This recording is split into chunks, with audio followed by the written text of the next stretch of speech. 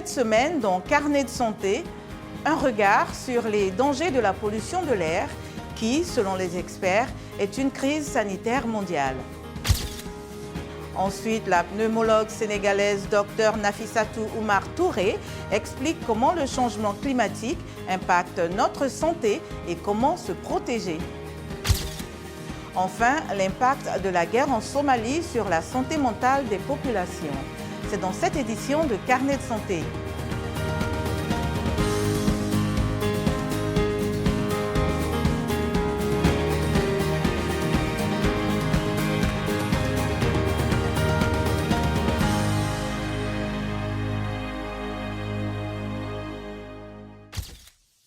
Bonjour à tous, merci de nous rejoindre pour une nouvelle édition de Carnet de santé. D'épaisses fumées provoquées par les incendies au Canada ont impacté la qualité de l'air à New York et une grande partie du nord-est des États-Unis, entraînant une sérieuse dégradation de la qualité de l'air. Mais pour de nombreuses personnes dans le monde, respirer un air dangereusement pollué est une réalité au quotidien. Selon l'Organisation mondiale de la santé, près de l'ensemble de la population mondiale respire un air qui dépasse les limites fixées par l'OMS pour la qualité de l'air et menace leur santé. L'OMS affirme que plus de 3,8 millions de personnes meurent prématurément chaque année de maladies liées à la pollution de l'air domestique, notamment la pneumonie, les accidents vasculaires cérébraux et le cancer du poumon. La pollution de l'air était le deuxième facteur de risque de décès en Afrique en 2019. Regardons ce reportage avec le récit de Rosine Munezero. La quasi-totalité de la planète respire un air qui dépasse au moins occasionnellement les limites fixées par l'Organisation mondiale de la santé en matière de qualité de l'air. Le danger s'aggrave lorsque ce mauvais air est plus persistant que le nuage cauchemardesque qui a frappé les États-Unis, généralement dans les pays en développement ou nouvellement industrialisés.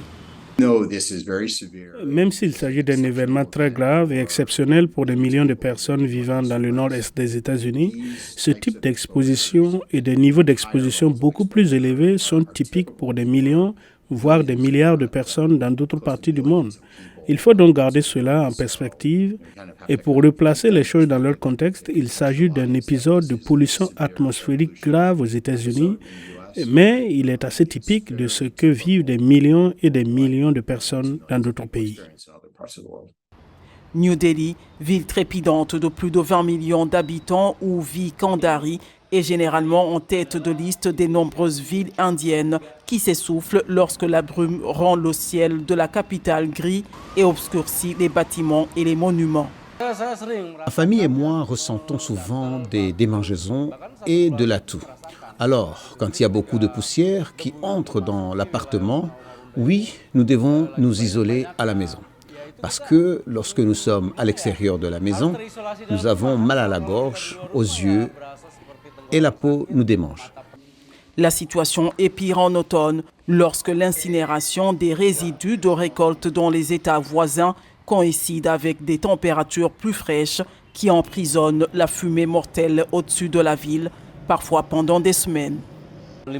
Environ 15 000 personnes vivent dans le quartier des appartements de Marunda et ses environs. Le gouvernement doit s'en rendre compte et mettre en place une bonne gestion de l'environnement afin de protéger les gens de cette pollution. Aux États-Unis, l'adoption en 1970 de la loi sur la qualité de l'air, Clean Air Act, a permis de nettoyer de nombreuses villes du smog en fixant des limites à la plupart des sources de pollution de l'air. Le docteur Nafissatou Oumar Touré est pneumologue à Dakar, au Sénégal.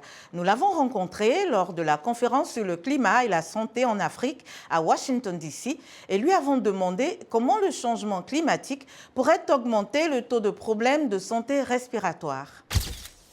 Donc on voit très bien que le climat joue un rôle extrêmement important parce que les changements climatiques favorisent également tout ce qui est pollution de l'air qui vont avoir des répercussions dans la santé respiratoire. On s'est rendu compte qu'il y a de plus en plus de cas de patients asthmatiques et on s'est rendu compte que de plus en plus les patients présentent un tableau précoce par exemple de BPCO qu'on appelle COPD en anglais.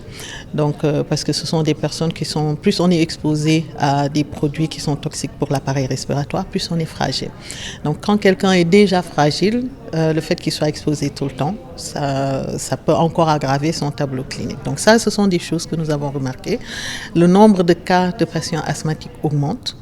Le nombre de cas de patients qui consultent pour des tableaux aigus de leur asthme ou de leur BPCO également augmente.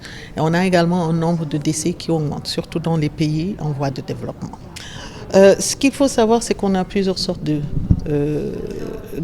pollution. On a la pollution extérieure, on a la pollution de l'air intérieur. Et on sait que dans nos pays sous-développés, ce qui est le plus au-devant des choses, c'est la pollution de l'air intérieur qui est quand même extrêmement important. Et ça permet d'avoir sur ça des actions qui peuvent être individuelles ou familiales qu'on peut essayer de mettre en place pour essayer de juguler les risques liés à l'exposition à la pollution de l'air. Maintenant, pour la pollution de l'air extérieur, c'est vraiment sur le plan politique qu'il faudra prendre des mesures. Donc, il faudra qu'il y ait ce lien entre ceux qui travaillent dans la qualité de l'air, en matière de climat, ceux qui travaillent également dans la santé, pour qu'ils puissent essayer de se mettre ensemble pour pouvoir mettre des alertes précoces dès qu'il y a un risque de pic de pollution ou bien un risque d'augmentation de la température pour pouvoir prévenir les populations. Le message, c'est surtout, c'est important qu'ils sachent que c'est quelque chose qui existe, même s'ils ne s'en rendent pas compte outre mesure. Ce sont des choses qui existent et qu'il faudra qu'à des niveaux individuels, qu'ils puissent prendre des mesures pour pouvoir prévenir les complications qui sont liées à la pollution de l'air, ainsi prendre les mesures pour diminuer le risque de pollution, surtout dans le cadre de la pollution de l'air intérieur. Ce qu'on demande aux gens, c'est s'ils sont déjà sous traitement, qu'ils suivent leur traitement correctement, parce que sinon ils sont plus fragiles. S'ils sentent des symptômes qui sont nouveaux, il faut qu'ils aillent consulter très rapidement. Quand il y a un pic de pollution, qu'ils réduisent leur sortie dans les rues et éventuellement, si ce sont des sportifs, qu'ils évitent les sports de haut niveau qui augmentent la quantité d'air pollué qu'ils inhalent. Mais à l'intérieur de leur maison, qu'ils essaient d'avoir ce qu'on appelle l'utilisation d'énergie propre, telle que le gaz, l'électricité, s'ils en ont les moyens, plutôt que le charbon de bois ou le bois pour la chauffe et pour la cuisine. Selon les experts, les prévisions climatiques pour le continent africain peuvent aider à anticiper et à se préparer aux risques associés aux effets du climat sur la santé des populations. Voici l'avis de certains participants à la conférence sur le climat et la santé en Afrique. Cette conférence nous a beaucoup appris sur comment mettre en œuvre le système d'alerte précoce pour sauver des vies. Aujourd'hui, chaque pays a développé un bout. Nous, aujourd'hui au Sénégal, on est en train de mettre en place un système d'alerte précoce sur les vagues de chaleur. Donc on a presque fini. Maintenant, il serait bien de venir ici discuter avec les scientifiques, de voir qu'est-ce qu'ils ont fait, qu'est-ce qui existe, qu'est-ce que les autres ont fait dans d'autres pays pour apprendre. Quand on nous dit par exemple qu'il y a une vague de chaleur qui va arriver, qu'il va faire plus de 45 degrés, donc quelles sont les dispositions à prendre pour essayer de minimiser, de ne pas s'exposer donc à la chaleur, rester au chaud, boire de l'eau, surtout pour les personnes qui sont vulnérables. Ce séminaire nous a permis de voir vraiment scientifiquement ce qui existe dans le monde, les avancées, de voir qu'est-ce que les autres ont fait dans d'autres pays pour qu'on puisse apprendre par rapport à ça. Et ensuite de networking, parce qu'on pense à la fin de ce séminaire, on aura des gens avec qui on peut continuer à travailler. Et aussi, on a su aussi quelques opportunités de financement qui existent, les bailleurs étaient là. Donc comment faire pour déposer, accéder à ces financements pour le bien-être de nos populations. Venons-en maintenant à la Somalie, où des décennies de violences et de crises humanitaires ont traumatisé de nombreux Somaliens, selon une étude sur la santé réalisée par l'ONU et des organisations somaliennes. Haroun Marouf de VOA à Washington et Abdul Kadir Zoubeir à Mogadiscio ont ce reportage. Abdirahman Dahir Goutaalé amène souvent un membre de sa famille dans ce centre de santé mentale. Il affirme que la santé de son parent s'est détériorée et qu'il est soudainement devenu violent. La famille est inquiète qu'il devienne un danger pour les autres et a demandé de l'aide. Il a perdu l'appétit, il lutte contre le sommeil et a commencé à se battre. Il est devenu un danger pour lui-même et pour les autres. Il était stressé et avait quelques difficultés.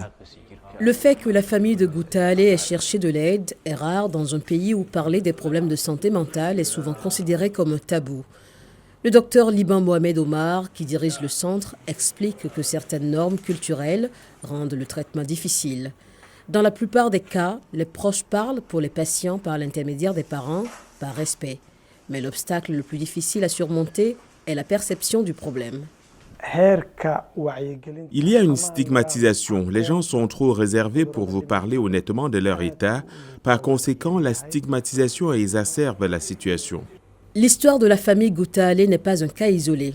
Après plus de 30 ans de guerre, les Somaliens souffrent de nombreuses blessures, visibles et invisibles. Selon la toute première étude épidémiologique sur la santé mentale dans le pays, près de 77% de la population somalienne souffre d'un trouble mental ou psychologique, un chiffre plus élevé que ce que les études précédentes laissaient entendre.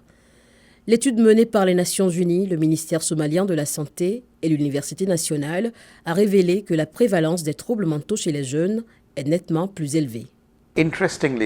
Ce qui est intéressant, c'est ce que nous avons vu, c'est que ces jeunes qui souffrent de troubles mentaux ont également une charge élevée d'abus de substances et il a été scientifiquement prouvé que ces deux éléments sont corrélés. L'étude menée entre le 25 octobre et le 15 novembre 2021 a également recommandé de former les agents de santé de première ligne, d'accroître la sensibilisation et de procéder à un dépistage systématique des troubles mentaux au niveau des soins de santé primaires.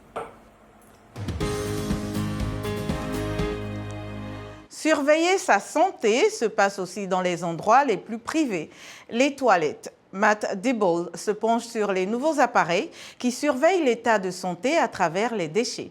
Récit Blanche Sanou.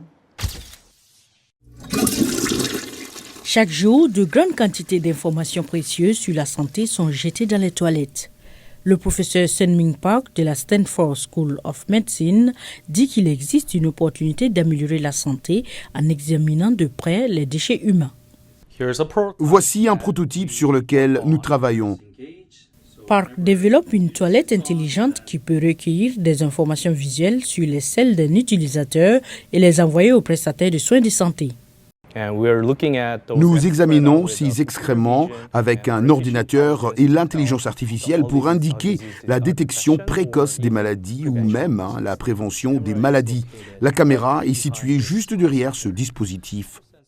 Le professeur Park travaille avec le fabricant sud-coréen Eazen pour développer la première version grand public qui sera un complément pour une toilette existante avec la possibilité d'envoyer des conseils de santé et de nutrition de base sur le téléphone de l'utilisateur. Park dit que les futures versions pourraient surveiller de nombreuses conditions et même détecter les premiers signes de cancer. YouScan, un appareil de la société française Withings, est déjà capable d'échantillonner l'urine. L'urine est une source incroyable d'informations sur la santé. L'urine contient jusqu'à 3000 composés chimiques. Le système utilise des cartouches remplaçables avec suffisamment de tests pour 90 jours. Tout ce que vous avez à faire, c'est d'uriner et c'est tout. Une petite pompe est activée par la chaleur et délivre des gouttes d'urine sur une bandelette de test. Qui réagira avec l'urine et va générer un changement de couleur que nous détectons avec un capteur optique. Les résultats des tests apparaissent sur l'application en quelques minutes. Les cartouches de suivi de la fertilité et de la nutrition seront disponibles en priorité. La technologie arrive aux toilettes, mais il reste à voir si les utilisateurs sont prêts à accueillir ces innovations dans leurs routines les plus privées. Notre émission tire à sa fin. Pour plus d'informations, rendez-vous sur notre site web voaafrique.com. Vos questions et réactions sont toujours les bienvenues sur la page Facebook de VOA Afrique. Vous pouvez aussi me suivre sur Twitter, @LenorMoudou. Merci de votre fidélité à Carnet de santé. D'ici la semaine prochaine, portez-vous bien. À bientôt.